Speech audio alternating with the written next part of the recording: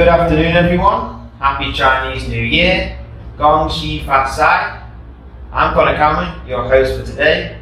Thank you all for joining us here today in Prime Philippines' first webinar for the year. We are pleased to have you here and to start the year off together as we share how real estate and its key sectors fared last year and what will be our outlook for the industry this year. Our program will start with a series of presentations from Prime Philippines in-house experts as they cover the industrial, office and retail markets across Luzon, Visayas and Mindanao. The presentations will then be followed by an engaging question and answer segment in which we will accommodate a few questions from our attendees. To start things off, allow me to introduce our first speaker for today, Mr. Jetson Yu of Prime Philippines. Jet Yu is the founder and CEO of Prime Philippines. He is a young entrepreneur by blood and a licensed real estate broker. He has pioneered more than 5 successful businesses before the age of 22. After closing more than 500 pesos worth of real estate deals by the age of 23, he founded and spearheaded Prime Philippines and led the company to be the fastest growing real estate consultancy firm in the country, providing real estate services at the highest standard for all business owners, whether you are new in the industry or a seasoned veteran. Without further ado, let's all welcome Mr. Jetson Yu. Good afternoon, everyone. On behalf of Prime Philippines team, it is our pleasure to present to you our findings and insights for the Philippine real estate industry. 2021 is a very important year for recovery. Despite the challenges brought by the pandemic, the Philippines ended the year with 7.7% GDP growth rate by the fourth quarter of 2021, higher than the projection.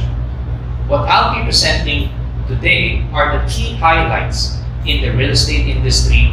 Afterwards, our experts from Prime Philippines will be presenting their detailed findings per real estate sector. So let's begin. Just a short introduction about Prime Philippines. We're established last 2013 and we've been in the industry for almost 10 years now. Through the years, we have transacted over 30 billion pesos worth of real estate transactions.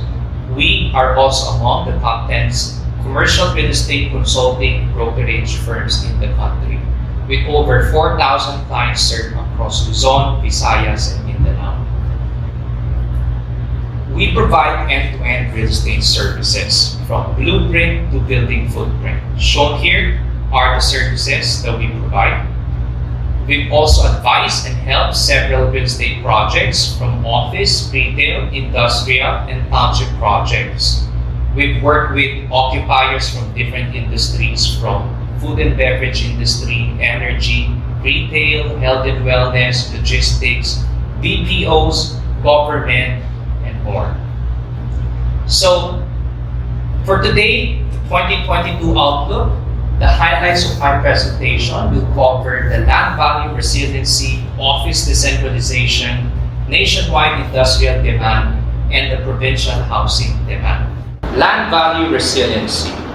Prime lots in key business districts across the country are retaining value despite the fact that there are fewer buyers. So, what's the reason? Most sellers are holding strong onto their prized properties and rejecting low offers from potential buyers. Unlike 2020, where we have seen panic selling on prime properties at least 30% below market value, in 2021, we saw that most sellers of prime properties are holding strong and willing to close a deal with eager buyers only if it meets their target asking prices. For this 2022, we're expecting to see more companies liquidating their non-core assets and properties to improve their liquidity, and this could potentially affect land values for this year. GMM or Greater Metro Manila lots are in demand. More investors show interest to invest in Greater Metro Manila than Metro Manila last 2021. Several buyers expected GMM properties to decline last year but instead, prices continue to appreciate. You can see in this chart that asking prices increased to mostly around 20% to 40% year on year, with the biggest year-on-year growth in North Pampanga and Central Pampanga. So what are driving this growth? The primary driver are, number one is the infrastructure developments in the area. Newly opened Clark International Airport, the newly opened 5-star casino and hotel by the Han Group, the Malolos Clark Railway, which is under construction, and others. Especially in Pampanga and Batangas, we've seen stronger demand from developers looking for raw lands, for land banking, housing development, and industrial park developments. So far, we've noticed that Pampanga and Batangas recorded the biggest price appreciation due to higher demand from developers. In a survey we've conducted, majority of real estate investors share that many of them will still be on a wait and see stance for this 2022 as they wait for the result of the upcoming election. The 18.33% of bullish real estate investors mostly are keen on buying raw lands for land banking, industrial, and housing developments. A few also share that they believe that now is the best time to buy prime properties at a discount, while pessimistic investors reported to be mostly worried about the possible increase in interest rates this 2022, and therefore they prefer to focus on their main line of non-real estate related businesses. Moving on, the office decentralization. We're starting to see that occupiers are getting more comfortable with their office decentralization plans. The original lease terms ranging from 6 months to 1 year are now being extended, which is why we see the office expansions to continue in Clark, Cavite, Iloilo, Cagayan de Oro, and Davao City. While in Metro Manila, the office space occupancy rate declined by 12.6%. And only Metro Davao reported a positive growth occupancy last 2021. And this is due to the closing of one of the biggest office space transaction in Metro Davao last year of around 6,000 square meters, which our Prime Philippines Davao team facilitated. More information about the office markets and the Davao market, I will leave it to our experts later to discuss more in detail. Nationwide industrial demand. Over 1.1 million square meter industrial spaces demand last 2021 across the country. The highest demand is reported in the northern part of GMM, or the North GMM, Northern Greater Metro Manila, at 28.7%. Coming in second is the South GMM with 23.4%, and the third is Metro Manila with 20.1%. Fourth is Central Visayas, and the last is 10.1% from Metro Davao. The demands nationwide are primarily driven by 3 industries: the logistics, FMCG, and the construction sector, with leases now ranging from mostly around 3 years to around 10 years. For the year 2022, according to our data, North GMM shall continue to be the top choice for warehouse occupiers this 2022, with the highest rating of 32.56%, followed by Metro Manila at 25.58%, and South GMM at 23.26%. According to warehouse occupiers themselves, they prefer the North GMM areas because of the following reasons. Number one, existing and upcoming infrastructure developments. And number two, because of its strategic location being situated at the center of Luzon. Most of these warehouse occupiers, according to our survey, also prefers around 1,000 to 5,000 square meters of lot sizes for their requirements, while around 28% of our demand requires 1,000 square meters and below, which are usually requirements within the metro cities. Provincial housing demand. For the year 2020 and 2021, we've seen continued interest for provincial horizontal housing catering to middle to low income segment. The primary reason is people started to go back to their home provinces due to the pandemic, and they required bigger spaces to be able to work from home and for their children to be able to study at home. Since the pandemic started last 2020, the residential demand outside Metro Manila continued to outperform the growth rate of Metro Manila's residential demand, even last 2021. Most Filipinos who bought their homes outside Metro Manila still prefer horizontal housing than vertical or condominium building. The demand for horizontal housing is also one of the primary reasons why raw lands outside Metro Manila remain in high demand. This 2022, should the pandemic continue to approach its end and companies start to require people to go back to their offices, we see that this could potentially affect negatively the growth rate of provincial housing demand in selected areas only. Sustained housing demand. Residential developers continue to adapt by keeping their payment terms attractive to lure buyers. Condominium developments, mostly inside Metro Manila, continue extending promotions such as lower implementation of price increases and attractive terms such as zero down payment stretched to several years to pay. While for subdivision or horizontal housing within and outside Metro Manila, the selling prices and terms remain very resilient due to high demand compared to condominium units.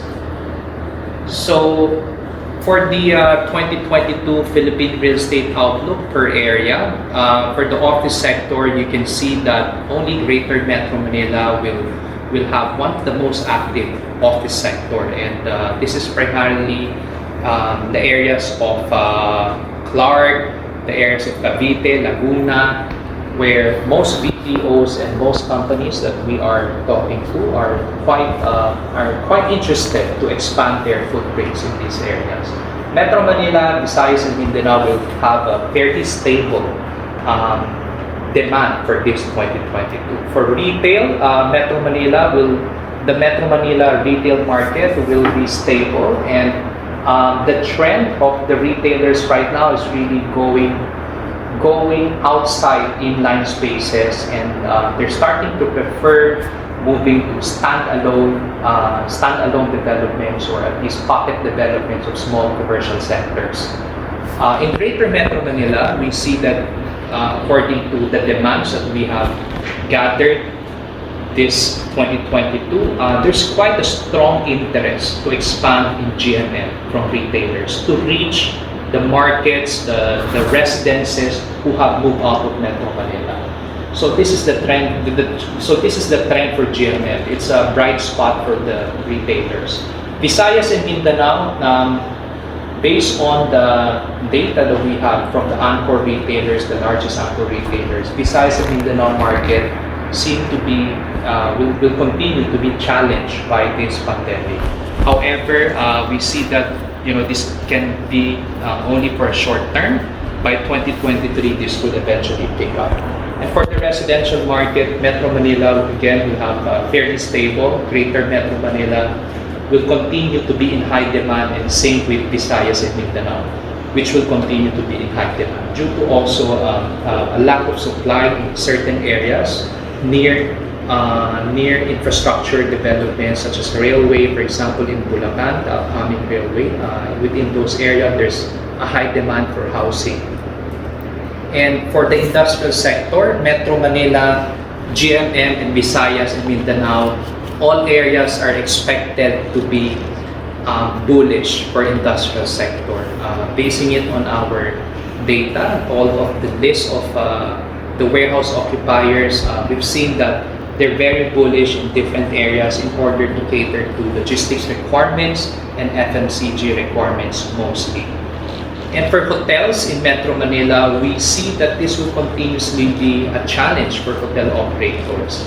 However, for GMM, Visayas, and Mindanao, at the very least, we see that this is going to be more stable, or at least the growth will not be that significant as more people prefer to travel within the Philippines, go to beaches, go outside the metro cities, but still remain within the country. So there you go. Allow me to pass this on to our team of experts in Prime Philippines to discuss more in detail the different real estate sectors. Thank you very much. Thank you for that very insightful presentation, Mr. Jet Yu. And now let's move forward and focus more on each key sector of the real estate industry.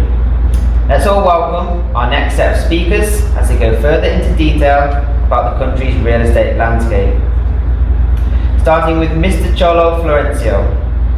Cholo is a property market veteran and the current Vice President for Property Advisory at Prime Philippines. He has served a wide array of clients, from boutique developers to market-leading developers, providing property advisory, marketing, and negotiation services. Cholo's industry experience has exposed him to the different sectors of the property market. Cholo, please take the floor. Thank you, Connor, for that introduction. Good afternoon, everyone, and thank you for joining Prime Philippines' first webinar for 2022. Today, I will be talking about the industrial sector and how it has affected the whole real estate landscape of the Philippines. So, beginning with the demand, we see that for 2021, we have noted a peak of 1.1 million square meters of total demand spread across various provinces. And of course, majority of these demands are coming from logistics companies and e-commerce companies who have requirements of ready-built facilities. Second, of course, after the North GMM area, of course, is Metro Manila and South GMM areas who have, of course, covered majority of the demand in terms of locations. 2021 has been a very solid year for GMM areas, in particular in the north, considering a lot of demand for Metro Manila due to the limited availability of spaces. These companies have shifted towards the provinces near to Manila like Bulacan and Pampanga, thereby contributing to the, of course, the high demand of about 1 million square meters in total. After Bulacan, of course, Metro Manila and Cavite would follow suit in terms of these of locations that are preferred by locators and logistics companies. After that, of course, we see some requirements spreading across Visayas and Mindanao, in Cebu and Davao in particular. As far as the demand per industry, we have noted that logistics players, particularly the 3PL players, have played a major role in the demand because of their need to cater to their end user requirements. So, aside from that, active requirements have been, of course, noted from FMCG companies in the areas of Bulacan, Cebu, CDO, and Davao. Normally, these players require typical of 1,000 to 4,000 square meters in the GMM areas, and further provinces about 500 to 2,000 square meters in area. We have also witnessed a rise in demand from the e-commerce, FMCG companies, and the construction companies. Moving on to the demand, of course, from the supply side. The GMM areas, of course, as mentioned earlier, have retained the majority of the demand, particularly in the south area, where most of the industrial parks are located. This is where a lot of developments have been completed, no, for the past year. Particularly, you can take note of Laguna, for instance, which has a total of about over 8 million square meters of usable space to date. North GMM industrial activity, of course, the ones that require locations near to Metro Manila, of course, have also experienced rapid growth, particularly in Bulacan, Pampanga area where Clark is located. Also, of course, our concentration of new supply and existing supplies are located for the year. Rental rates have also been greatly affected by the demand.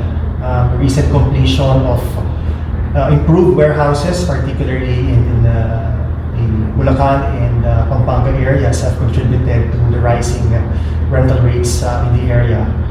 Not only that, we've seen that developers have also begun improving their turnover of these properties to make them more suitable to the big 3PL players.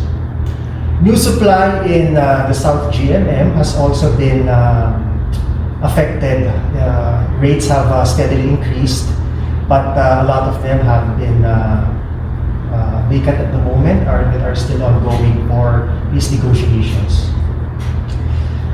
As seen in the table here, Bulacan and Cavite lead the pack in terms of rental rates increases, because of the entry of these new players. Pampanga is also noted to be a destination of new developments, given that new warehouses are suitable for large-scale players have been, of course, completed the past year. For land values, a lot of developers have been looking towards acquiring agricultural land or residential land to develop their warehouse portfolios. They have slowly increased their portfolios by also looking at properties along the main road to give it a more premium advantage over the competition. We have noted that these types of properties have commanded selling prices to up to as much as 25,000 pesos per square meter. The areas where primarily these developers are really looking into as preferred destinations for development have been Bulacan and Cavite in particular. For the outlook for 2022, we see that the industrial sector will continue its growth and continue to outperform the other sectors of the industry. This is, of course, mainly brought about by the continued growth of e-commerce businesses. A lot of Filipinos have continuously shifted their shopping shopping needs to online shopping. They have, of course, we see also that beyond the normal restrictions, online shopping will remain in the hearts of the Filipinos. Aside from that, since the government has also ramped up its vaccination efforts, not only in the metro, in the NCR, but also in the provinces, as well as the rapid demand for grocery items for online shopping, cold storage facilities will also be in great demand for the current year. Aside from that, clients who particularly have specific technical requirements that are not available in the current market have seemed to prefer engaging with landlords in a build-to-suit type of arrangement. We have experienced course, requirements for distribution centers from about 10,000 to 15,000 square meters in size. So these players have ongoing engagement and negotiation with some landlords who are, of course, open to build tailor-fit warehouses for them. So that concludes the presentation for the industrial sector. I turn over the floor now to Aubrey, who heads our office markets for Luzon. She will, of course, discuss further about the office market for 2021 and 2022. Thank you, Cholo, for that very insightful presentation and for introducing me. Now I will be presenting the trends in the office sector.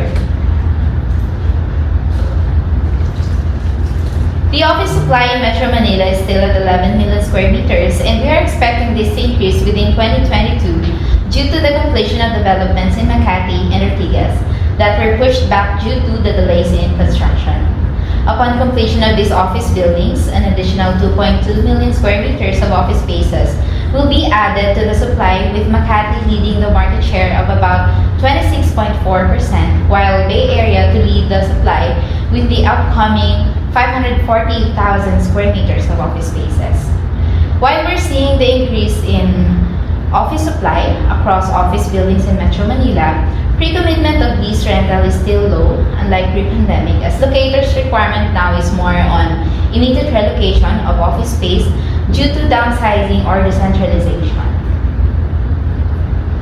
As mentioned in the previous slide, the office space supply is increasing, and without the pre-commitments of locators, occupancy rate will decrease, and that is evident on the graph shown. Additionally, there is still terminating co-locators and the trend of downsizing and decentralization of office space locators in CBD area. However, the occupancy rate in some PEZA-accredited office buildings is stable due to the trend of lease assignment or subleasing to other BPO tenants within the office building. While occupancy rate continuously decreases, office space demand is still active. However, these locators mostly look for plug-and-play setup or a fitted to semi-furnished office space turnover, as they minimize the capital expenses of renting a new office space. So based on our demand tracker in the past 4 months, Quezon City has the most number of leads in Metro Manila, followed by Makati, Ortigas, Bay Area, and then BGC. A significant number of inquiries have been noted outside of Metro Manila, mainly in Bulacan, Cavite, Pampanga, Rizal, and Batangas. These demands outside of Metro Manila ranges from 200 square meters up to 500 square meters. In fact, just this month, we received a 1,000 to as big as 5,000 seats requirement from a BPO group in Pampanga, Laguna, and Rizal. And these requirements are needed within 3 to 4 months, with a turnover condition of fitted to semi-furnished office space. Aside from the rental rate being negotiated by locators now, they also prefer fitted to semi-furnished turnover condition to minimize fit-out costs. These preferences makes it a disadvantage to new buildings with partial turnover unless the developer is open to a build-to-suit arrangement. We also noted a trend where escalation is negotiated from yearly to biennial application or a later effectivity. While some leads are requiring 1 to 2 year leases, some groups are seeing the opportunity of securing a 3 to 5 year or even 10-year lease term to maximize the current situation at highly competitive escalation rates. That's it for office markets in Luzon. Let me turn you over to Sondi to report the real estate trends for retail sector. Thank you very much. Thank you for that introduction, Aubrey. Welcome everyone. Thank you for joining us today. I am Sondi Tuason, Head of the Retail Markets of Prime Philippines. As we all know, during these difficult times of this pandemic, retail market is one of the business sectors that was greatly hit, mainly because of the lockdown measures and different business restrictions imposed. To begin with my presentation, here are some of the notable retail developments in the country last year. As you can see, almost all the new mall developments were located outside of Metro Manila. except for the SM City Grand Central, which was formerly Evergotesco in Caloocan. Other two significant developments are the IKEA in Bay Area and the Nike Factory store in Drive and Dine in NLEX, which opened last June and November respectively last year. Here in the graph is the impact of the 2021 lockdowns with the mobility or the foot traffic. Last year, with the developments that I mentioned, there's already a sign of recovery of the economy starting to reopen. However, with the two periods of surge and lockdowns last year, as you can see in the graph, we experienced two sudden dips in terms of mobility. This was during the April and August lockdown. Even so, unlike the lockdown last 2020, the government has expanded the definitions of essential sectors which are allowed to operate, in which it resulted lesser closure of businesses and even ECQs that can operate. Then December, we have a significant increase because of the holiday season and more lenient restrictions of the movement of the people. For the retail trends and adaptation, number one, for the F&B requirements, unlike pre-pandemic, wherein more merchants prefer mall spaces and very few are requiring for drive-through concepts. Now, more are leaning towards to have a drive-through stores, mainly because drive-through formats allows F&B merchants to increase their order capacity in a way that they reduce face-to-face contact in relation with dining restrictions and social distancing guidelines. In the same way, the introduction of the pop-up stores and lean drive-through concepts, with this format, they got to have their presence near the residential community markets. The brand tend to be closer to their frequent customers, especially for those areas that they don't have a physical store before. Next is the cloud kitchen, takeout groups, and the online sales channel. Equally being present online comes the emergence of the cloud kitchen and takeout stores. This is also one of the adjustments by the restaurant businesses. Having these concepts, businesses was able to handle productively their digital orders with minimal rental investment costs because they just need smaller or converted spaces and got to optimize their customer delivery experience. Aside from food and online orders and deliveries, almost all of the brick and mortar retailers or merchandising players got to have also their online presence to compensate the mobility restrictions that are implemented by the government. Given that the most people tend to have more time browsing and searching online using their laptops and cell phone, it's highly recommended that every businesses right now should have an online presence, even at a minimum a Facebook page. Next is the alfresco dining and the local marketplaces. In addition, we can also expect more open air areas or alfresco dining set up for the restaurants and F&B, as more people now prefers outdoor dining rather than indoors. There's also a growing trend of local marketplaces near residential and community areas. A weekend or seasonal bazaar in an open area can be another trend. This serves as an avenue for the MSMEs to introduce their products to their community. This trend could be a potential chance of resurgence of the food park concepts. In terms of the expansion of the retailers, first is the anchor tenants for the F&B. They have a calibrated direction this year. Particularly for the QSR or for the restaurant businesses, NCR is still their main location of expansion, but less priority for the CBDs because of the work from home setups expected to stay. Similarly to what I mentioned earlier, more of these anchor tenants prefer standalone or drive-through concepts, meaning there's more opportunity for the vacant lots, for the commercial lots, especially those properties located along main thoroughfare.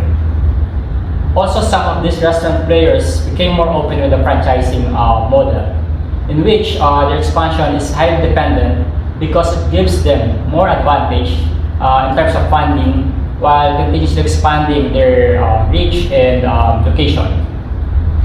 For the fuel players, it remains active with their expansion nationwide. targeting vacant lots as well, located in main and secondary avenue. As long as the frontage is acceptable and with a good vehicular traffic, of course. But the challenge here is the preference of the owner and the rental rate expectation.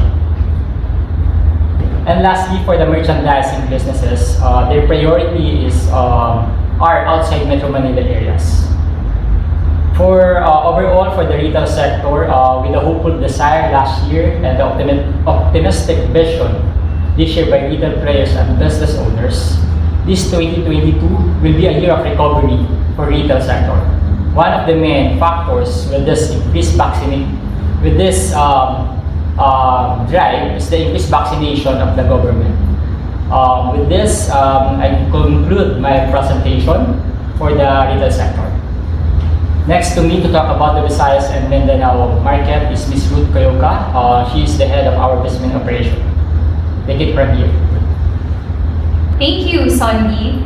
Now, zooming into the Visayas and Mindanao region, particularly in the Metro Cebu and Metro Davao areas, majority of the real estate sectors have fairly stabilized last year and have continued to perform well towards the end of 2021. For Metro Cebu, specifically in the office sector, Cebu City continues to be the office hotspot in the region with its current supply of more than 1.2 million from the 1.45 million total office supply in Metro Cebu.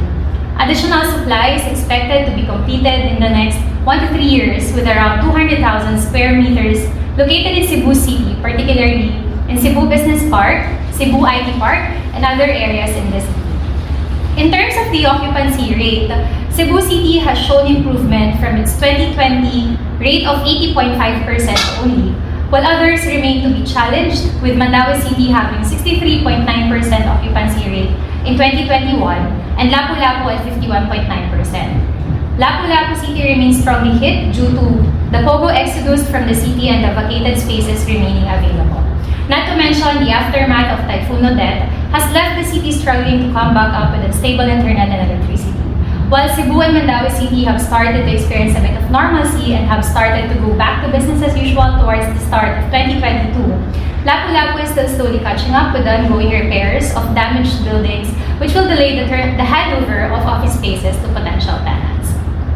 For the rental rate, only Mandaue City noted an increase with 2.5% of year-on-year growth due to the presence of recently completed office buildings entering the market, while Cebu City recorded a negative 0.7% year-on-year growth despite the demands picking up since last year. Now, the recent Typhoon Odette last year has further magnified the need for decentralization of operations of BPOs and even traditional offices. The hub-and-spoke model has started to become a trend during the start of the pandemic in 2020, and those who have implemented this were the ones who were able to cushion the effects of their halted operations in Cebu during the aftermath of the typhoon. Other organizations have now started implementing this, with companies in Cebu expanding and looking to open satellite offices in other areas of Visayas region, like that of Iloilo, Bacolod, Dumaguete, and even considering Davao City as well. Moving on to the most robust sector of real estate since 2020, the industrial sector. Starting off with the supplies of warehouse facilities in the area, majority of warehouses are located in Cebu and Mandaue area due to its proximity to the seaport, while most of its ecozones are in Lapu-Lapu City with almost 100% occupancy rate, which poses a challenge to locators' expansion plans. At the moment, only West Cebu Industrial Park in Balamban and Naga Valley Industrial Park in Naga Cebu have available inventories. Delving into the demand of these warehouses in the Visayas region, majority of the companies are still focused on expanding in Metro Cebu, with select expansion in Bacolod, Iloilo, and Bohol Leyte. Demand is driven mostly by logistic companies offering warehousing services to their clients, followed by FMCG players and e-commerce companies. Cebu warehouses mostly list within 200 to 300 pesos per square meter, with closing rates between 150 to 250 pesos per square meter. A few recently opened old warehouses are offering at a lower market value rate at 130 to 150 per square meter, with renovations and repairs to be done by the tenant. Size requirements of these tenants would range from 400 square meter all the way up to 15,000 tenants that are looking for bigger spaces are quite challenged to look for the right fit due to limited supply of big cut warehouses in Metro Cebu. They are now considering build-to-suit arrangements with landlords for long-term leases. So for the year 2022, Metro Cebu's office sector will continue to improve its performance from its 2020 numbers due to the increasing BPO expansion that's happening in the key cities of Cebu. There might be some delays before these expansions come to fruition due to the ongoing repairs of establishments, road networks, and utilities in these cities that were heavily damaged by the typhoon Odette. But these companies will continue to expand for as long as the local government will continue to move fast in rehabilitating these affected cities, and the Omicron surge will be controlled and handled well by the LGUs. Now for our outlook for the retail sector, we're seeing that this will continue to stabilize with a few major brands expanding in Metro Cebu, looking to lease a mix of inline spaces and commercial lots. In the industrial sector, developers have noted improved reservation sales last year compared year 2020, and so we're seeing that housing demand will continue to persist with developers clamoring for land for new projects. The booming industrial sector will continue to thrive this year with new warehouse requirements for either expansion or transfer to bigger facility from existing tenants of warehouse compounds and ecozones in the region. As one of the tourist hotspots in the Philippines, the hotel sector in Cebu City will stabilize this year as the country is gradually reopening for domestic and foreign travels. Now, moving on to the southern region, here's our property market overview for Metro Davao, starting off with the office sector in Davao City. With the completion of two office buildings in Davao, namely Damosa Diamond Tower and Matina IT Park, adding around 38,000 square meters of supply to the current 206,700 square meters, office supply pipeline in the next year is getting thinner. Supply in Davao has grown at a compounded annual growth rate of 32.9% since 2010, but is only slated to grow 5% beyond 2021. In terms of the location of these offices, majority of the office spaces are located in Bahada Lanang area, followed by Poblacion and Matina areas. Davao City's office sector remains to be resilient, having an overall 0.3% increase to year-on-year occupancy rates. Among building grades, Grade A building consists of the PEZA-registered buildings in the city, are currently at 85.7% occupied from its 84.1% rate in 2019, while Grade B buildings are 85.75% occupied from its 92.50% rate in 2019. Vacant spaces were noted more in Grade B buildings, attributed to smaller firms as major BPOs continue to take up Grade A spaces. The prolonged pandemic crisis continues to slightly affect the rental rates as minimal price movement is seen with 0.4% growth rate in the Bahada Lanang area. Now going into the retail sector, we have seen increase in expansion movement of retail brands in the city starting 2021. A few have been realized that same year, but several are forecasted to be consummated this year as these tenants are still very cautious with their expansion plans. Anchor tenant brands or these national brands are looking for lot leases for drive-through concept instead of the regular format in line spaces. Since these tenants will be allotting huge capex for the construction of their own structure in a lot lease transaction, their budget for rental cost is also significantly lower than that of inline space deals, and their leases are longer. Now, in terms of the supply, more commercialized and easily accessible areas in the city are able to command land lease rental rates of 150 pesos and above. Other areas see low ranges of 60 pesos to 80 pesos per square meter. Inline space asking rates remain highest in Bahada Lanang area at 1,000 per square meter. For the industrial sector, just like in Cebu, majority of the demand in the southern region is also from logistics, with 63% take-up of demand followed by 27% take-up from the FMCG industry. Location requirements of these tenants are spread throughout the various areas of Davao City, such as in Maa, in Lanang, Panahan, and Bunawan areas. Size requirements range from 500 to 1,000 square meters, with few other requirements of bigger sizes like 10,000 up to 20,000 square meters. Rental rates of warehouses near port areas remain higher like that of warehouses in Panabo, Davao del Norte, and Buhangin district of Davao City. Average rental rates in Davao City remain within 130 to 175 pesos per square meter range, which is still a more cost-efficient rate compared to Greater Metro Manila and Metro Cebu. Now for the brief overview of the land sector in Davao City.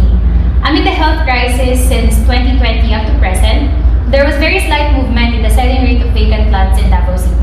Commercial lots are priced almost the same as its 2019 values from 45,000 to 120,000 per square meter, with JP Laurel Avenue area having the highest selling rate, while lower ranges are scattered throughout the commercial areas of the city. In first half of 2021, we also saw an increasing interest in raw land for low to mid-cost residential development and for industrial park development. Now for our 2022 real estate outlook in Davao City. The office sector will continue to improve its performance, with anchor BPOs continuing with their expansion plans and other traditional offices expanding or transferring to newer Grade B buildings. For the retail sector, being one of the most hard-hit sectors in the real estate, we're still seeing limited major brand expansion this year.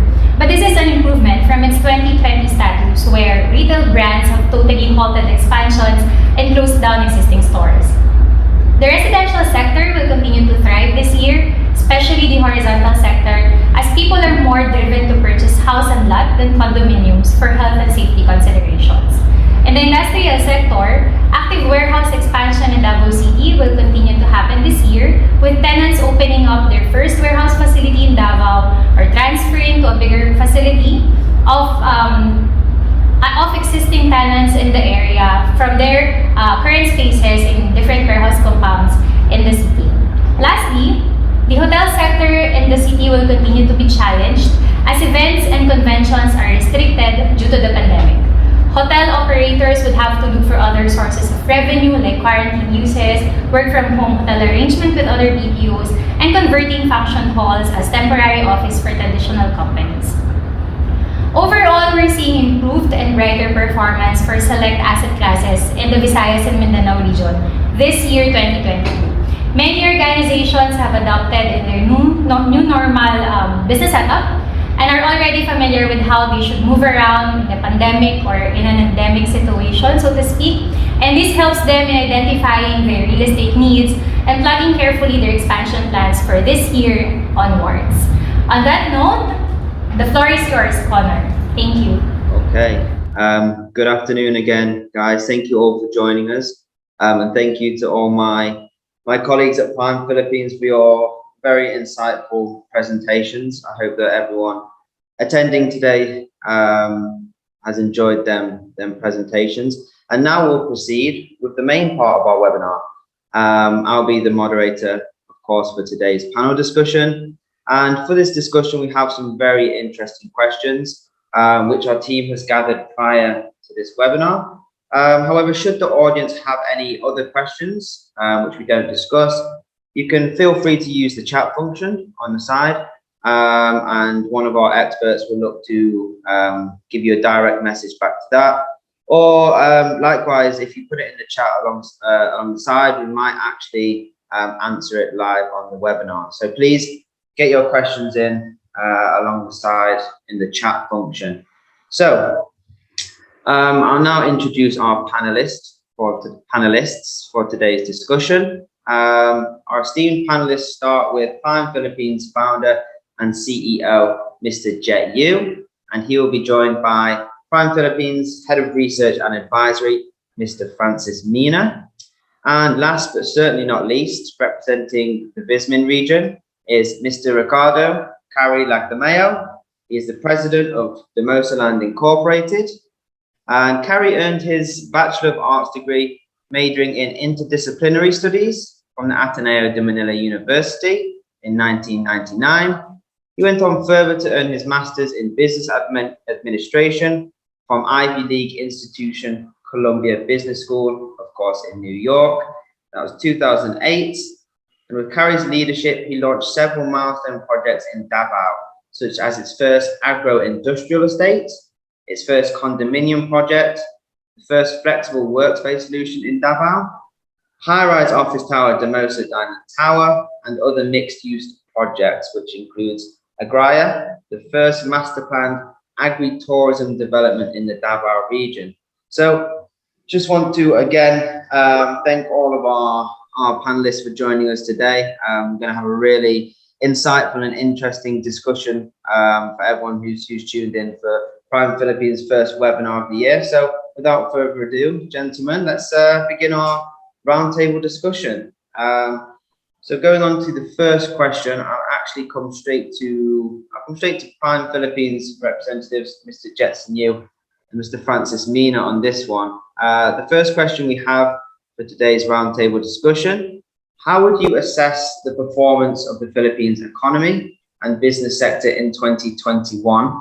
And towards which trajectory do you see the country going in 2022? So I think we can start with Mr. Jetson Yu to start on that one. Well, all right. Thank you for that question, Connor. I think in my assessment, 2021 is fairly a good year for the Philippines, for the country. It's clearly a year of recovery. We've seen a lot of businesses who have adapted and remained flexible. So the lockdowns, the sudden surges of the virus, compared to 2020, it did not cause as much shock and surprises to a lot of businesses. So moving forward, this 2022, 2023, we still see that there are still other businesses that may not survive this 2022 due to we're still in crisis and we're still in pandemic, and we hope that we are going to approach the endemic very soon. But what I would say is this is also giving rise to new industries. So adaptation, innovation, flexibility is key to survive this crisis. For the longest time, since 2015, 2016, industrial sector has been growing in the Philippines, but we have only noticed this and started to really talk about this widely this 2020 and 2021. And therefore, again, 2022, 2023, we've seen a lot of interest in energy efficient buildings, and even from tenants, from international companies, from some BPO companies, they're starting to give some priorities to the type of facilities, type of buildings that they would sign up with. So there you go. Thank you for that. Yeah, as a lot. There's a lot to kind of hopefully look forward towards this year. As you mentioned, hopefully we're heading towards this endemic now. Francis, I'll let you now chime in. What's your thoughts on the performance of the economy 2021 and the trajectory for 2022? Well, going back first to 2020, it was really a big wait and see period for majority of the business sector. For 2021, there were very conservative expansions, but 2021 really was a period of doing significant adjustments among the business sector.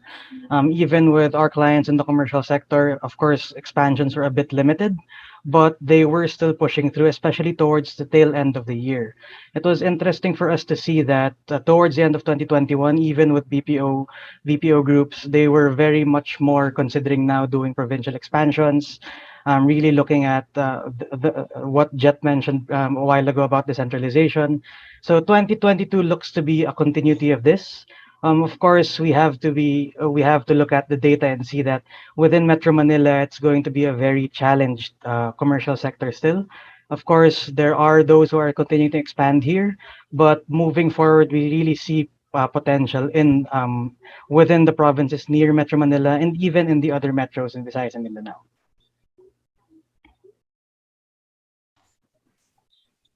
Okay, Francis, Jet, thank you for that. Yeah, for sure. There's a lot to be, again, as I mentioned, hopefully optimistic about. We're still coming out of this, or hopefully coming out of this period of the pandemic, which was really the most kind of devastating for businesses and for many industries. So yeah, hopefully we have a fruitful 2022 up ahead. And I'll go to Carrie for this next segment here. So focusing more specifically on kind of the first section of this year. What are your thoughts on the trajectory of the economy within this first kind of month or so of 2022? What's your thoughts on how it's gone so far? Yeah, I think Connor, yeah, I think for 2022 it was, well, obviously everyone was off to a bumpy start, right, for January, but I think most of us in several industries and multiple industries are being very optimistic, and that's because, well, one, we see that cases are starting to go down, vaccinations are very high, and I can speak for what's happening here in Davao City. But if we look at our last quarter for 2021, there was a lot of improvement across all the different real estate sectors from what we saw. Inquiries were up for office spaces, for industrial spaces. Sales were probably the highest for residential properties. Even our hotel occupancies were improved in the last quarter of the year. So I think what everyone was hoping was that was going to continue well into 2022. But as I said, a little bit of a hiccup in January, but since it's temporary, we're looking to get back on track moving forward. And if it's any indication, if you go to shopping malls here in Davao, for instance, foot traffic is up. There have been also there have been some commitments from retailers to expand in Davao as well. So, for instance, we at Damosa Land, we were able to sign on Starbucks, which is going to have their first drive-through establishment in Mindanao. It will be here in Davao City in one of our projects, and that was signed last December. And as we know, the drive-through format does require a substantial investment. So if it's any indication that people and companies are starting to spend again and starting to expand, their portfolios outside of Metro Manila, I think that's one good indication. So hopefully we'll have more of that in the coming months. Yeah, agreed. I just want to focus a little bit. You mentioned the kind of blip of January, given the Omicron surge. I'm sure, amongst other things, of course, we're coming up now to a presidential election. So this blip you mentioned, Kerry, I just want to touch on it quickly. How long do you see that lasting? Are we out of it already now? We're into February, or how's things looking in Davao in regards to that? Well, honestly, I wish we had the crystal ball, right? If only we could predict how many months more it's going to last. But I think what's important is that we focus on the hard data, and that is that cases are already going down, not just in Metro Manila, but even in other metro areas, right? And Davao City is one of those. So that's one. Second, vaccination is over 90% here in Davao City as well. So even if we can't predict how long this this current situation that we're in is going to last, at least we know that those indicators are going in the right direction, and so that's allowing everyone, including us, to plan the rest of our years better. So I think moving forward, you'll start to see more establishments opening up, more project launches, and we know that there are going to be a lot of those in the coming months, hopefully in the second and third quarter of the year. Yeah, right. Crystal ball would, I think, be ideal for us all right now. But yeah, as you mentioned, vaccination rates on the up. Certainly inquiries here in Metro Manila as well, as you mentioned, Metro Davao and other areas have picked up. So there's certainly a lot of positivity about. So hopefully, again, despite any minor blips, we can continue on in a strong fashion this 2022. But just quickly going back to 2021, how did Davao fare throughout the year of 2021? And if any, what kind of strategies supported the faster recovery for Davao in 2021? Yeah, very similar to what Chet mentioned earlier. It was definitely a better year than 2020, and especially when we look at the second half of 2021. I would say that the economy here was relatively robust. I would attribute that to I think overall the business climate was good. There were less stringent or hard lockdowns. And so that allowed people to, there was increased mobility. People were going to malls and patronizing restaurants, etc. And we saw that it was probably starting the second half of the year that the inquiries for office spaces and industrial spaces really started to pick up. And Chet also mentioned that earlier, was that there was a large occupier that closed a deal sometime last year that you were involved with, and we're hoping that going into this year, because some of these companies are going to be able to travel more now, we'll be able to finally get them into the city to look at the spaces that they've been inquiring about, and hopefully close deals much quicker than we were able to last year.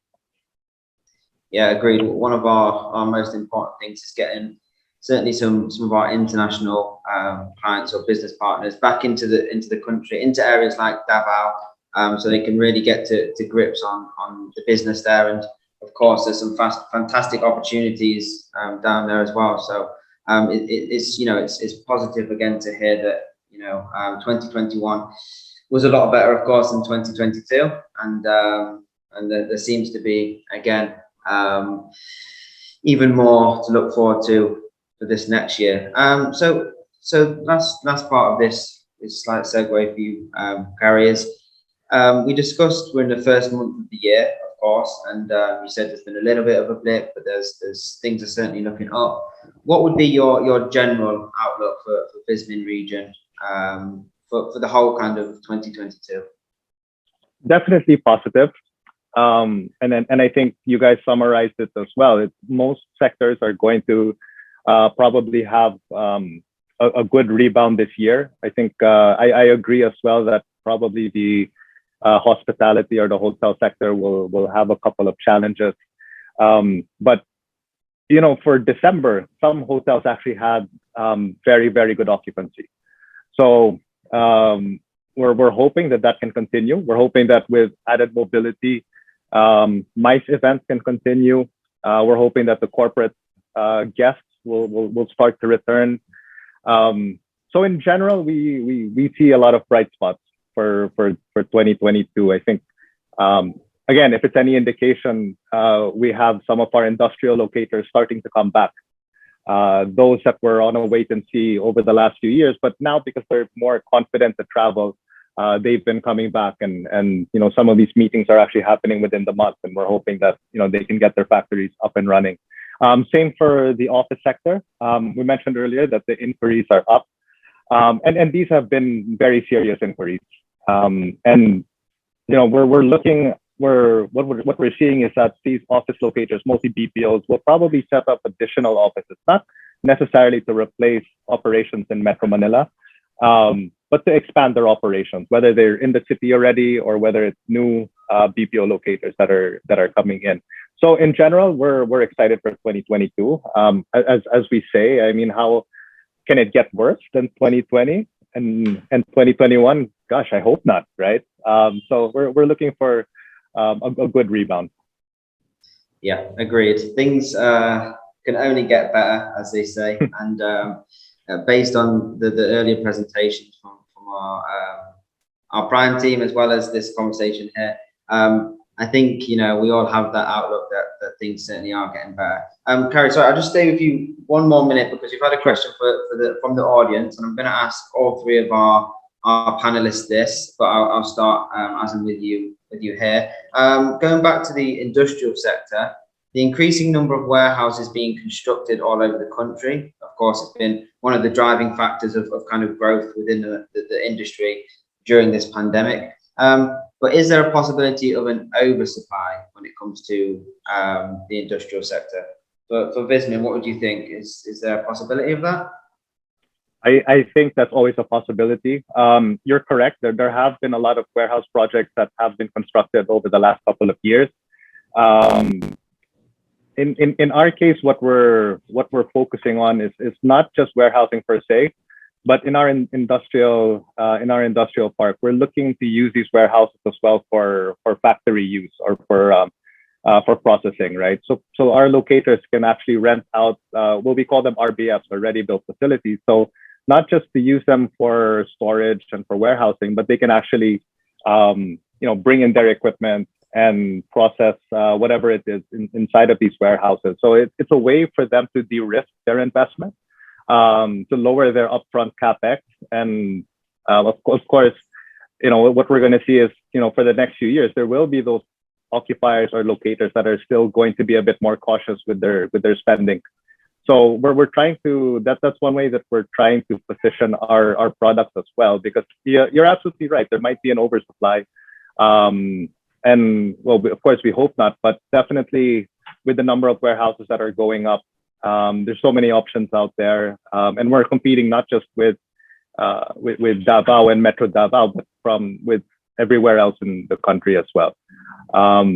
So hopefully, we'll be able to to shore up that occupancy within the year. Yeah, agreed. I mean, the positive. Thanks for the question, by the way. That came through on the chat on the side of my screen. Great question. Yeah, thankfully there's certainly a lot of demand for the warehouse spaces at the minute, the industrial sector. So there may be an oversupply, but I think the developers, the lessors here are very adaptable, as Carrie mentioned, to meet different needs of different clients. So I'll go to. If I may add to that. Yeah, Sir. please. Hello. Sorry. If I can also add to what Carrie mentioned there, definitely there's always a possibility of the oversupply, but we should also take into account that, for example, in the Greater Metro Manila in Luzon, the occupancy rates of newer or higher grade facility warehouses are higher compared to older warehouses wherein they don't offer, for example, loading bays, and the standards apex heights, shoulder heights are too low, or sometimes it just doesn't meet the current demand of warehouse occupiers. And a lot of the new warehouse developments that we are monitoring right now, they're making sure that they will be able to cater to the demands of these warehouse occupiers. And all around the Philippines, Luzon, Visayas, Mindanao, we're seeing the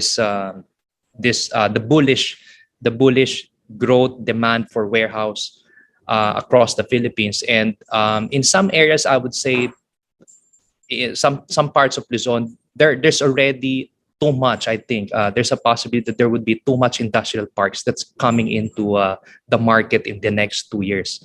But again, so far what we see is the occupancy rates are at an all-time high, more than 90%.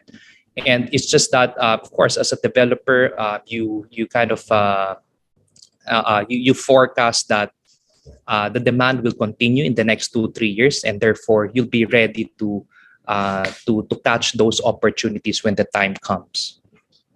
Well, if I may also add, Please, Francis. Yeah. I think it varies a bit based on location, but echoing what Jet mentioned about higher grade facilities, what's at risk would be the older, more decrepit warehouse facilities, since we've also been noticing that since 2020, the demand really has been for higher grade. It's interesting to see that for example, in North GMM, Bulacan, Pampanga, these newer facilities, those, as I mentioned, loading bays, at least 9 meters ceiling height, they were taken up relatively fast.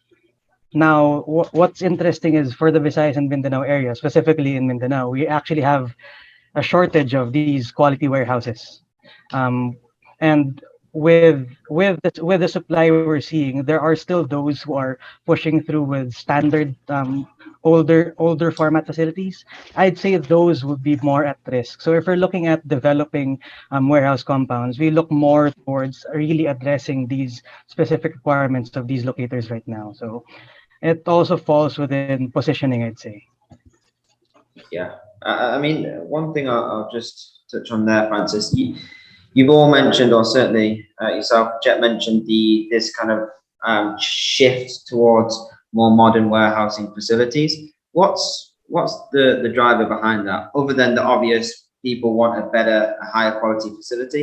Is it a certain type of business which seems to be driving the growth? Is it international businesses who have maybe higher standard of warehousing than what was already here? Is there anything in particular that's making companies shift to a newer warehouse? Well, yeah. I mean, earlier Ruth and Sondi and even Cholo mentioned during their presentations that logistics is one of the key drivers right now. And in our data, I'm sure Francis, myself, we saw that the design build requirements for warehouses in the Philippines has also grown by about approximately 2 times to 3 times compared to 2020. And the reason for that is because again, these design build requirements require a minimum 10 years, and they require a very specific configuration, very specific technical requirements to be able to cater to their required to their operation. So it again, the number one is still logistics. Most of the older warehouse facilities, what we've seen is that it's usually occupied by the construction sector, wherein they usually don't require too many technical requirements for the warehouse space. So it's well, just to add, it's a matter of improving operations. So especially for the logistics groups, what's interesting with some cases we've seen is, of course, some of these locators are willing to pay a bit more for these better facilities as well. So, for example, just actual case examples in Bulacan and Pampanga, we've seen logistics companies who have budgets of 120 to 150 pesos per square meter closing at 180 to over 200 because the technical specifications are met as well. So a big part is they're able to really save up through more efficient operations. Okay, yeah. I mean, one thing to take from that, which is certainly positive, is that developers and providers of warehouses are able to meet these changing demands, which is always a good thing. It means that the country is able to cater to the logistics kind of surge we're seeing at the minute, which is going to just continue this growth of the industry. But we've touched a lot there on the kind of industrial sector, but I want to ask in general, and I'm with you now, Francis, so I'll stay with you and ask you first. Among the different types of real estate sectors or asset classes, which are you expecting to perform better this 2022? And for investors, how can they position themselves better within the market this year? Well, off the bat, for industrial, since it's doing well, I'll be veering away a bit from that. I'm looking at still the office sector. As mentioned a while ago, we're especially towards the latter part of the year, we're seeing a more active provincial requirements. We're seeing some of the larger BPOs actually beginning to explore these provincial requirements. I think also in line with the recent Create Bill, where they're able to get incentives if they also expand in new locations as well. So it's really a very from what we're seeing, office sector provincial is doing well. Metro Manila, not as much as mentioned by Aubrey a while ago because of the large incoming supply. So since pre-commitments are at a low, we're looking at and because of these BPOs looking at provincial, it's a very interesting situation where we have a lot of supply in Metro Manila. We have very few PEZA Ecozone supply outside of Metro Manila. And these BPOs are looking at these areas. And so, for example, current hotspots, we're looking at Bulacan, Cavite, Laguna, Batangas, these nearby areas where we have very limited PEZA supply. So this is something that investors can potentially look at. We've actually seen a few boutique investors start considering doing office developments in these areas. We've seen some of the larger developers committing to begin finally their provincial office projects in the areas in the area of Mindanao, in Davao City specifically. It was very interesting for us to see that it was the sole city that was among the main metros that was unaffected. So it was interesting that even despite entry of the Mosa Diamond Tower, Of course, it's not fully occupied yet. Because of the recent take up of these other Grade A buildings, we were able to actually maintain our occupancy rate. So moving forward, for example, in Davao, we have very limited supply. Assuming we are able to close out these deals in 2020, we see improvement in occupancy rates in these areas already. Within the areas of Clark, very active. We've had some closings in within Clark as well. And for 2022, we don't expect this to stop. We actually expect significant closings in these provinces outside. Now, that on the better side, on the challenge side, it's still Metro Manila, I'd say. But the second question is for investors. So I'd say what I'm looking at now to maximize the immediate opportunity is for property owners who have raw land. I mentioned we have opportunities for retail, for drive-through concepts. For those who have the capacity to do build-to-suits, we have a lot of industrial locators who are actively looking for property owners who will be able to customize and prepare these technical specifications that they require. Since real estate is a bit of a long-term game, what I'm expecting from investors as well is to consider provincial acquisition. In 2021, from the investors we were in talks with, they actually bought despite some price increases of some commercial land. So we expect this to continue in 2022. Hopefully, we see more investors really consider provincial outside of Metro Manila.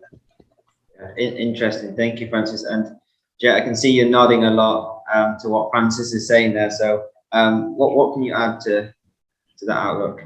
Well, yeah, I mean, again, in our database, we've seen that 2021, mostly our developer clients would really look for raw lands instead of commercial lands in metro cities, and it's primarily because you have they're eyeing for land banking, industrial park developments, and housing developments. And for at least for smaller and medium scale investors, for example, a way for you to ride the wave of this industrial boom is probably invest in, for example, industrial park projects that are already master planned by bigger developers. And there's a lot of there's not a lot, but there's a couple, for example, in Luzon, in Davao, with Damosa. They also have an industrial park developments there. And the good thing about investing in a master plan industrial park development is that, you know, everything is basically prepared for you already. All you have to do is buy the land and build your warehouse and lease it out, rent it out. And that's for the industrial sector. Now, for the greater Metro Manila areas, opportunities there, again, housing, even in Mindanao, Visayas, we've seen that it has really improved. Even 2020, 2021, we spoke to several low-cost housing to middle-cost housing developers, and they all reported that even 2020, when they were expecting that sales will decline, actually, despite the lockdowns in 2020, it even increased. And for 2021, it even improved compared to 2020. So I think these demands for housing, this is primarily, you know, due to people looking for bigger spaces so they can work from home and have bigger spaces for their kids who are doing online learning. And the big question now is, I think what a lot of people ask now is, what's going to happen if companies require people to go back to work, go back to Metro Manila, go back to the metro cities? What will happen to these houses? Will they be able to sustain paying for these houses while renting a condominium or apartments in Metro Manila? And again, that's yet to be seen, because in the US, you've seen the big divide between employer and employees, who employers wanting people to go back to work and employees refuse to go back to work. And that no one can tell what's going to happen in the Philippines. But all I can say, as I mentioned earlier, companies, the BPO companies, even other companies we've spoken to, they're adapting well with the office decentralization, and they have extended their contracts. So I think at least for 2022, it will still be a good and a bright year even for the housing sector. Interesting. I mean, between the two of you, there's certainly been a lot of focus there on kind of provincial locations. You know, a lot of movement or a lot of demand within different sectors and different areas outside of the main kind of metro cities, which is always very interesting. And again, as you mentioned, as this kind of pandemic chops and changes, and employers really require their workforce to come back to potentially Metro Manila or Metro Cebu, then we might see again a slightly different situation in a few months. So an ever-changing situation, and we'll go now to Carrie, who can tell us more about obviously the kind of Vismin and Davao area. Same question for you, Carrie. So amongst the different real estate sectors and asset classes, which do you expect to perform better 2022? And if you had a kind of sentiment for real estate investors who are watching today, how can they position themselves within Davao and Vismin better within the real estate market? Sure. I mean, I guess this is just from our perspective and from how we're seeing things. You know, as Damosa Land, we're not as much experts as you guys. So I'll give this a shot. I think first of all, the residential sector is going to be, I think it's going to be very robust this year. Here in Mindanao, I think there's been a lot of wealth creation over the last couple of years, over the last decade or so, and buyers are becoming more discerning, and they're seeing real estate really as a very solid asset class for their investment. So I like the residential space across different price points, from you know, everything from affordable up to the high end. Next, I'd probably say office space. I think that we are going to have a very strong rebound, as I mentioned last year. Third, I'll say industrial. I think you know, the industrial sector was very strong across the whole country, but definitely in Mindanao, we still have a little bit of a challenge competing with Luzon and some other parts in the Visayas. So I think you know, we're still going to have to compete with other industrial projects, with other industrial parks. So I think while it will be very robust overall Philippines-wide, we'll still have a bit of challenges there. And then finally, the hotel sector. I think that's a given that it'll be a bit more stable this year, but definitely not yet pre-pandemic. Hopefully towards the latter part of this year, we'll start to see more pre-pandemic levels. But what I can say, you know, for investors, buyers, occupiers that are looking to come into the market this year, there are going to still be a lot of good deals out there. I mean, it's still the time to invest. Even though a lot of us are saying 2022 will be the big recovery year for the industry, I do think that most developers are still going to be offering good deals, whether it's, you know, for residential spaces, office, industrial, etc. So you wouldn't want to miss out on the boat this year. I think definitely by next year, all of us are going to start trying to get our prices back up to pre-pandemic. So yeah, I mean, a word of advice, I think if you're going to buy or locate your business, do it this year if you haven't done so already. Agreed, 100%. Now is a very very exciting time if you're looking at an investment opportunity, or even if you're looking for a kind of a new office space, or you're maybe planning to shift your operations to a new location. You're right, we're still in a tenants market, really. So you're still going to find a lot of good deals, or certainly deals that you might not have found pre-pandemic. However, given a lot of what's been said during this webinar so far, as you mentioned, Gary, it seems like they should probably be pretty quick in making them plans, because things are moving pretty quick. As you mentioned, hotel sector, now tourism seems to be opening up. We can have another influx through that, and all these things will mean, you know, slowly and surely, but we'll get our prices back, or certainly there'll be less of these deals out there. So actually, what I'll do is I'll switch now to another audience question, which I've received in the chat, and I think the Prime team will be in a good position to answer this one. Of course, it wouldn't be a webinar where we speak about the office markets or real estate in general without someone asking about pogos. Of course, it's an ever prominent discussion within the office markets and within real estate here in the Philippines.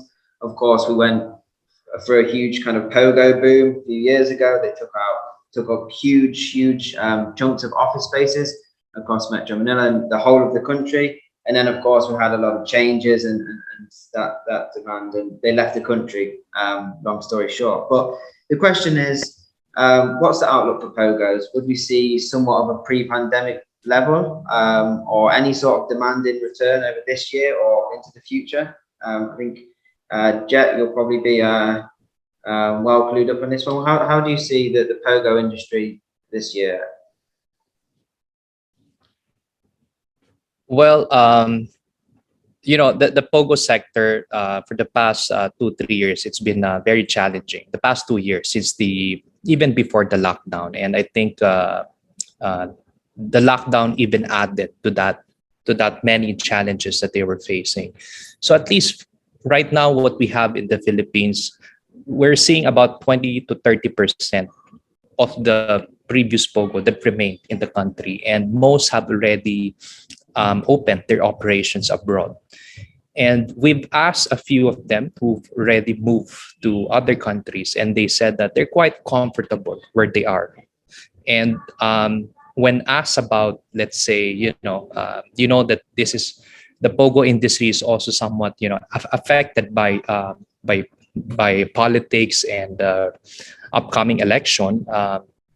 It's no one can really tell, because as far as I am concerned, we are concerned based on our discussions with these pogo clients. Again, they're well positioned outside the country.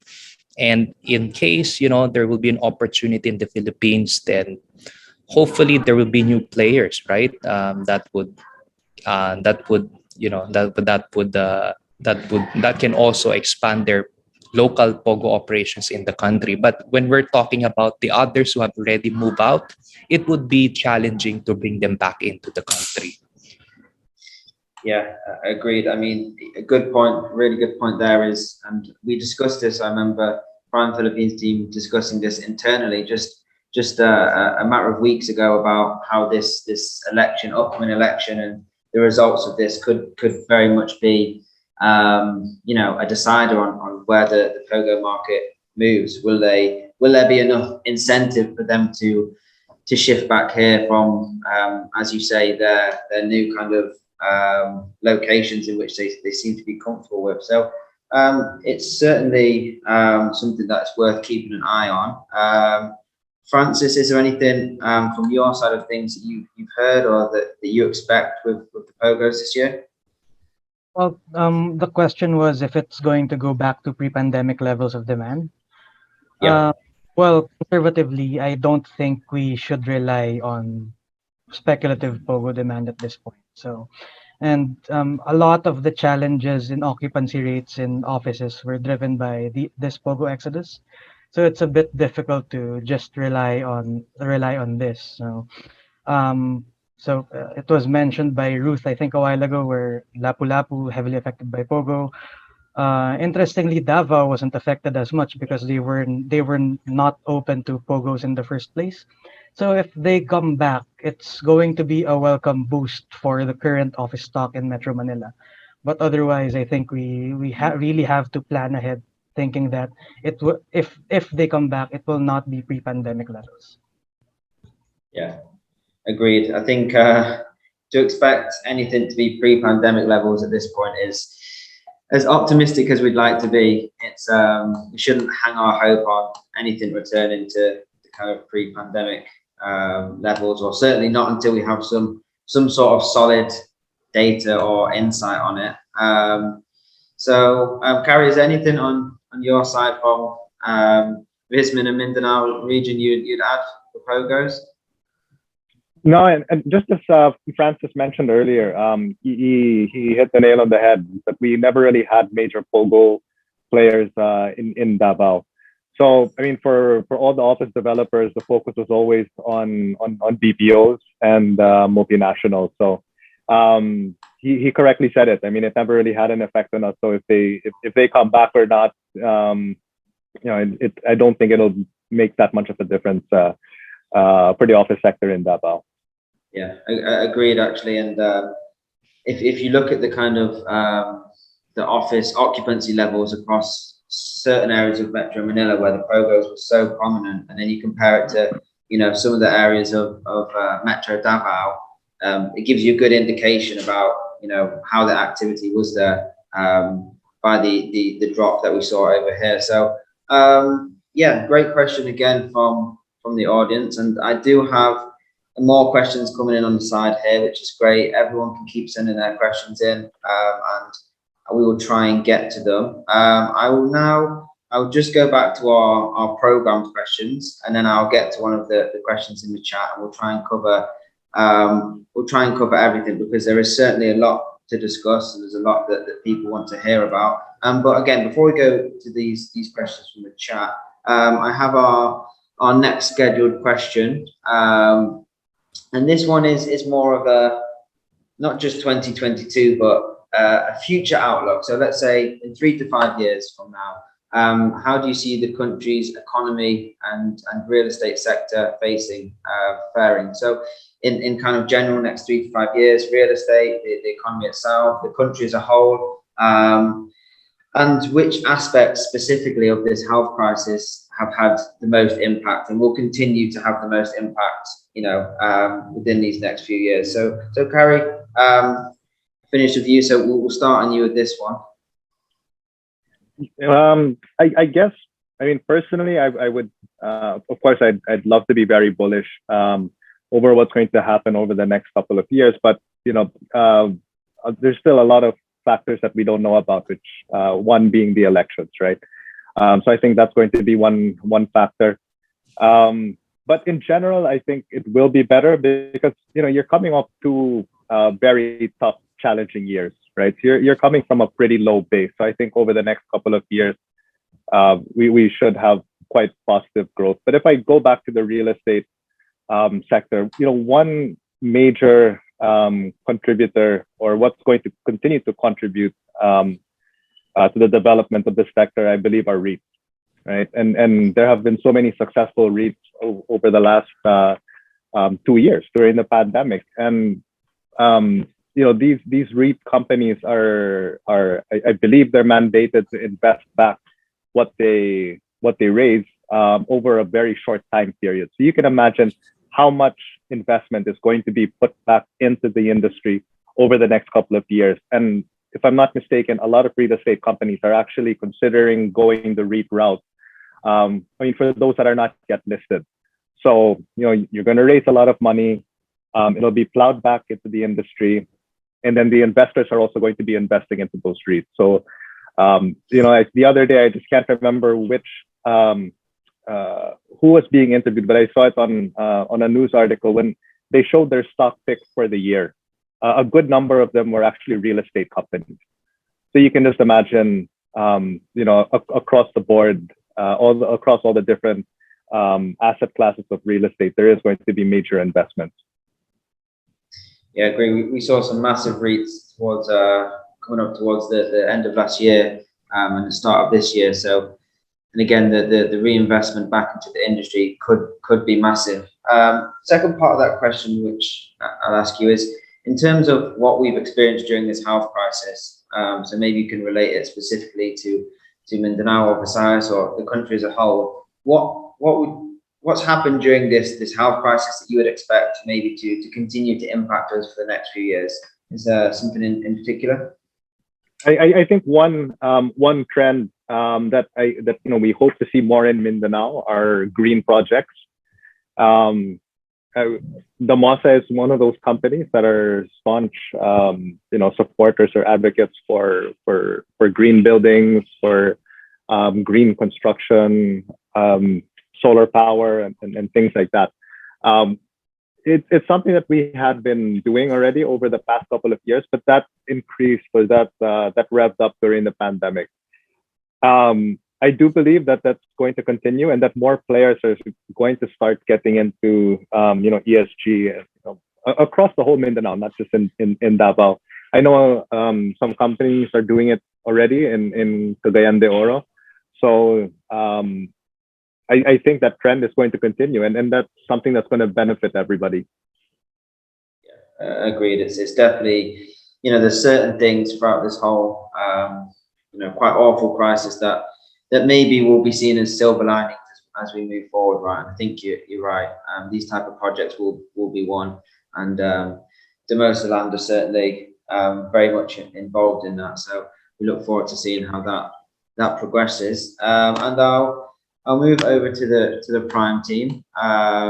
We'll start with Mr. Yu, Jet.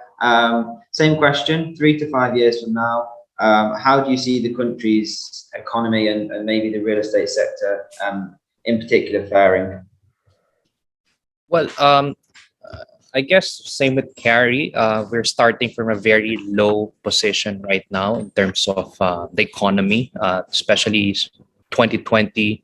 2021 has been a year of recovery. 2022, and even in the next 3 to 5 years, I see that it will be for recovery. However, the big question is, how fast will the recovery be? And I think the speed of the recovery would depend on various different factors. And one of the most important thing I believe, especially even during crisis, is how our government would be managing the monetary and fiscal policies, because this would also affect how developers, how businesses and economy would come into play in the years to come. So I mean, in the next 3 to 5 years, we see that the demographics of the Philippines will not change. We will remain to be one of the many countries in Asia with the youngest population. That would be considered to be a very productive, very productive for the country. Even during this the past 2 years, when some BPOs economies thought that what would be the future of the BPO industries in the Philippines. But what we've seen is many of the BPO companies in the Philippines continued to grow this 2021, and we see that their expansion plans for this 2022 are also increasing. And it's mainly because US, the West are also currently in crisis. We're experiencing a global crisis, and when companies go into crisis, the first thing that these companies would do is to cut costs, cut their operational costs. And one of the most efficient and most effective way to do that is to outsource to the Philippines. And that's what we've been seeing. And that puts the Philippines in a very, very good position to take advantage of the opportunity in the outsourcing industry. And in the next 3 to 5 years, that won't change. We will still be a relatively young population in the Philippines, and there's been a lot of efforts in the broadband sector, with Converge and even other players who are pushing the internet speed in the Philippines, and also widening the reach of these networks in different provinces to be able to cater to wider to different provinces in the Philippines. Yeah, I completely agree. There's always going to, the Philippines is always going to be a huge BPO player, if not the biggest, given its English proficiency, and as you mentioned, Jet, it's young population. So long may that continue, and hopefully that can continue to boost the economy over the next 3 to 5 years. And Francis, what's your thoughts on this one? Again, exactly the same question. Where do you see next 3 to 5 years the country's kind of economy, real estate sector heading towards? Well, real estate wise, of course, it's going to be much better than now. I think what's interesting is in the next 2 years or so, that would be the end of what I'd call the supply pump. So beyond that, given that real estate development is something that we can't do at a snap, we expect a bit slower re-entry of new supply, allowing demand to catch up, and really let real estate go back to being on the rise. So that's what I see 3 to 5 years from now. You mentioned with the health crisis and all of this with the pandemic. I had a discussion with one of our multinational friends, and it was very interesting to mention that he said that the pandemic was a big wake up call. So just to piggyback a bit on what Carrie said, it's an interesting time on the supply side where us as developers we were shaken up by the pandemic. We're now thinking more again of what better development we can do. Are we going green buildings? On the industrial side, we really need to ramp up on improving our tech specs. So 3 to 5 years from now, I'm looking at a more advanced, a more improved real estate landscape where, as mentioned, more green buildings, more quality warehouse developments, and the like. Yeah, again, I completely agree. I think we're running along nicely. We're heading towards the last section of this panel discussion, and I'll come back to Kerry for this one, so we can just touch a little bit more on the Davao region as a whole. And I just want Kerry to give us an idea on what the competitive advantage of Davao is, and why is it attracting more business? Is there anything in particular? You know, we've had such a robust economy in the Davao region, so that's not just Davao City, but the surrounding provinces. I'd say that was going back to about 2009 to 2010, wherein the region consistently posted higher GRDP growth than the national average. And it was around that time that there was major investments from a lot of the Manila-based developers. For instance, all the big names started to come in, and that also prompted the local players to kind of stay in step as well.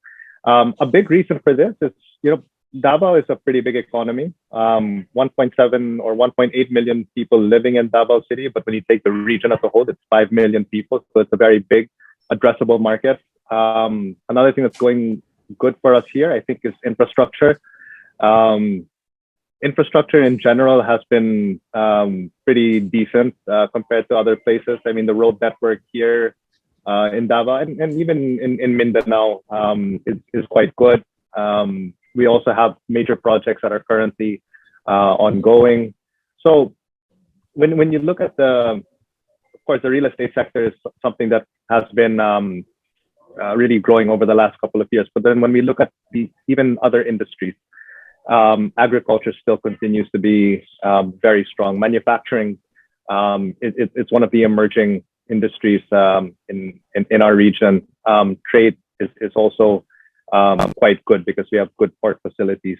So what's unique about Davao, I think, is that it's not dependent on one particular sector. Depending on which province of the Davao region that you're in, there is an industry that's prevalent. So whether it's agriculture, whether it's real estate, BPOs, manufacturing, and that's what makes it so robust. So in any downturn, if one particular industry is affected, there's another industry that can kind of take up the slack from that particular industry. So I think that's I can say so many things about the region, but I think that's something that has really kept us helped us continue to grow even during the pandemic. Yeah, it's good to hear as the region is diversifying in terms of what it can offer in the way of business, and that helps to attract a lot of potential business to the area. So again, long may that continue. Thanks for that, Carrie. And we'll go. Actually, this will be our final question for this panel discussion. So I hope you've all enjoyed it, and I want to thank just quickly everyone who's attended, and just let you know that all the questions that you've asked in the chat which have not been answered. We will be compiling them and we'll be answering them on our social media pages. So if you still have questions for the last kind of 5 minutes or so, please continue to put them in and we will get to them afterwards on our social media. So look out for that. So the last question is for both the two Prime Philippines representatives. It's as a real estate consultancy firm, with the industrial and warehouse as a top leading property sector, what are your plans to maximize or remain strong heading into 2022, despite some of the pandemic-driven challenges? So I guess we can go to Jet first and then Francis afterwards. Hello, Connor. So the question is, how are we? Sorry, the line cut somewhere. Yeah. When you say, how are we? Yeah. So the full question: as a real estate consultancy firm, the industrial and warehouse is the top kind of leading property sector. But what are the plans to maximize this sector and remain strong heading into 2022? Well, the plan is really is again helping our clients, especially during this time. Even this January when we started this 2022, it's been it wasn't a start that many are expecting yet. Our people have adapted. We've done a lot of adaptation and innovation internally in order to help our clients meet their demands, because online shopping is not slowing down, and yet the people who are operating behind these logistics companies to provide a good shopping experience online is also, it's continuous, and therefore we have to help our clients meet their deadlines, their timelines in terms of expansions. And the way we're really doing it is really adapting to the new normal, remote viewing, remote tours, and so many other things that we've never done before. We've done remote working for our employees, our professionals, our leasing professionals, and so far, I think internally we've been adapting very well, and our clients depended on Prime this 2020 2021, and we see that will be the same. That will be the case moving forward this 2022, because we don't know if this will be the last variant or what. But one thing's for sure, we all just have to remain resilient and be optimistic, and help one another survive this crisis. Thank you for that, Francis. You can feel free to jump straight in.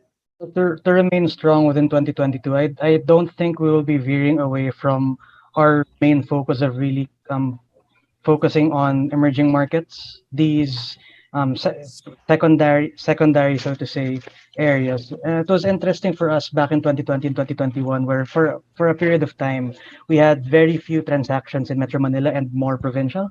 So this is something that I think we will be pushing through. We've been doing it since way back, since we started. We opened in Davao in 2017, opened in Cebu right after, and we're really looking at continuing to saturate these areas. So we can't really be shackled to just the main CBDs at this point. We have to be very agile. Our team nationwide is very active with all of these, not just industrial, but also office deals as well. So really just continuing our commitment to be the leading consultancy firm for emerging markets. Okay, Francis, thank you. And there we have it. So that will conclude now our panel discussion. So I hope you all enjoyed that and were able to take a lot of insights from our speakers there. I just want to personally thank Carrie, Jet, and Francis for joining me here today in this panel discussion. I of course want to thank all of our guests, all of our attendees who joined us for this first Prime Philippines webinar of 2022. I mentioned before, there are some questions that haven't been answered on the chat. Stay tuned on our social media pages. We will be posting updates and answers to some of these questions as well. And as well as that, you can find the attendees, the speakers from today's webinar. You can find that information on our social media pages. So if you have follow-up questions, if you want to consult a professional on something for your business, or anything else, you can reach out to us. We'll have our contact details on the social media page, or most of us have LinkedIn. You can connect with us and ask us any questions you have about the real estate industry. So yeah, with that being said, I'll round it up and just thank everyone one final time for their participation today. And please keep an eye out again on our social media pages for more updates, more future webinars, and get in contact with our Prime Philippines team if you have any burning questions or anything else you want to ask us. So that's it, guys. Thank you again, and I hope everyone enjoys the rest of their day and the rest of their week. And we'll see you on the next webinar.